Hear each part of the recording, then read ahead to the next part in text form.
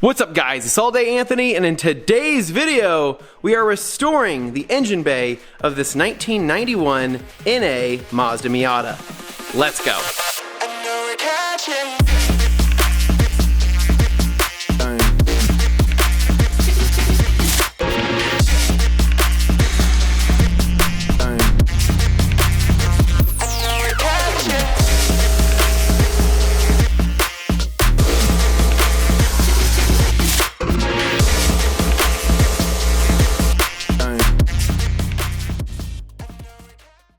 Alright, and welcome back to another oddball Miata video where I still have no idea what's going on with this car or the future that it holds, but all I know is that this thing is in dire need of some love and needs to be cleaned up. So I think this video is going to be one of probably a couple of videos of me restoring this back to its former glory, starting with the engine bay first. Then from there, I may go to the interior or the exterior. I have no idea, but this car just needs to be started somewhere. Something needs to happen. So I'm going to start with the engine bay first because this thing, look at this. There's everything from the trees up inside there. There is just spider webs. There's tons of leaves down inside there. Underneath the headlights are absolutely disgusting, and so on and so on. So yeah, we're gonna start with this first and get this all cleaned up. Now the process for this is gonna be pretty similar to my previous videos where I've done some engine bay details, but everybody seems to enjoy it. I don't think that this thing's been touched for the 32 years that it's been on this earth, and so I think I'm gonna be able to make some magic happen and really bring it back to life. So the process is gonna be pretty simple. Basically, pressure washer, but I'm probably gonna vacuum up everything as much as I can first, and then jump into the pressure washer using an all-purpose cleaner, brushes, and things like that, and then probably finishing off with a nice dressing. Now, as far as things to be concerned about on this engine, I have no idea. I've never detailed a Miata engine bay before, and so this is going to be a first time for me. But what I'm probably going to do is remove this section of the intake right here, just get that out of the way, and then the alternator is kind of resting up under here, so that might be safe. But yeah, other than that, I'm just going to do my normal thing and pray for the best. So with that said, we're going to get this thing out into the driveway. It's a bit of a windy day today, so I'm going to try to make do with what I can with all the shots, but we got to start somewhere. So as far as all the products I'm using today, I'm not going to be talking about everything that I'm doing, but I am going to link all the products that I'm using down in the description below with what thing I use them for, so you guys can kind of follow along and pick them up if you want to do the same. But I'm really excited to see how this thing's going to turn out, because this is going to kind of set the bar for maybe how the rest of the vehicle is going to turn out. I really want this thing to look good. So let's jump into it.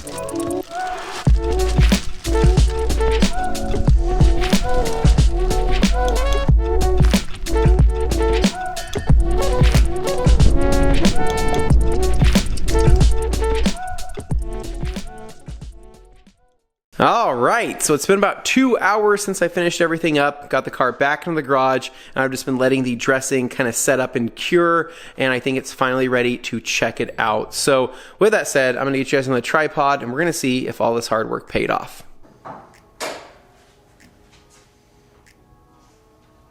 Hot damn, we've done it again. Wow, this looks pretty damn good, guys. Definitely better than I expected, and significantly better than before.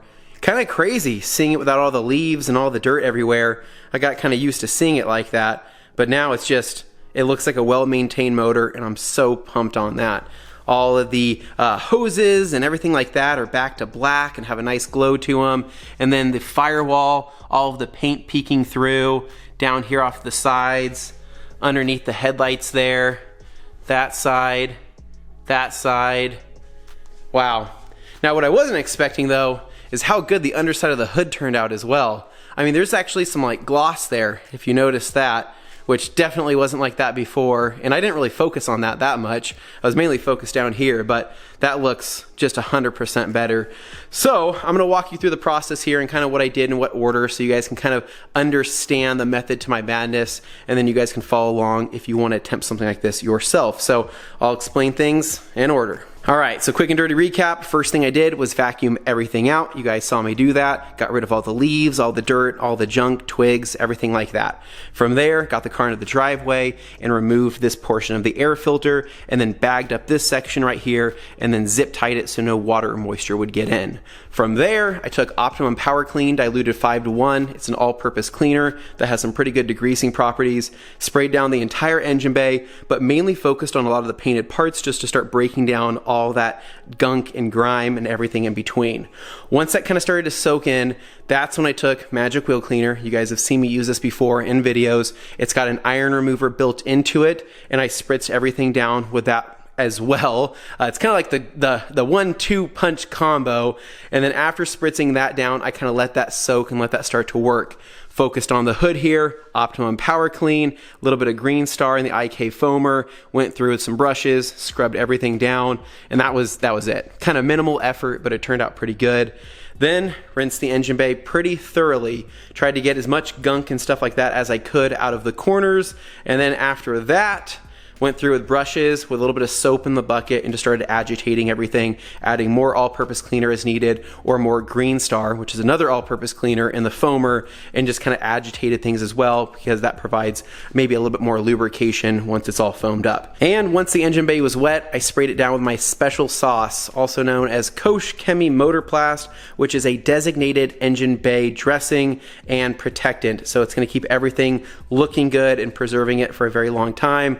Closed the hood, got the car inside, let it bake, and this is our result. So it's like my same process pretty much with every single engine bay that I do, and it always turns out phenomenal. So anyways, guys, hopefully you guys enjoyed this video. Kind of a shorter one just because it's focused on the engine bay, but next up we'll focus on either the exterior or the interior, and then who knows, whatever happens after that happens after that. But honestly, I'm kind of just excited just to get it out and drive it a little bit more to figure out what the actual game plan is, because I'm not gonna lie, this thing is ridiculously fun. I totally get it, and yeah, I don't know, I'm really liking the Miata. It's pretty badass. So anyway, I'm gonna leave you guys with the final shots of the befores and the afters of this transformation on this 32-year-old engine bay.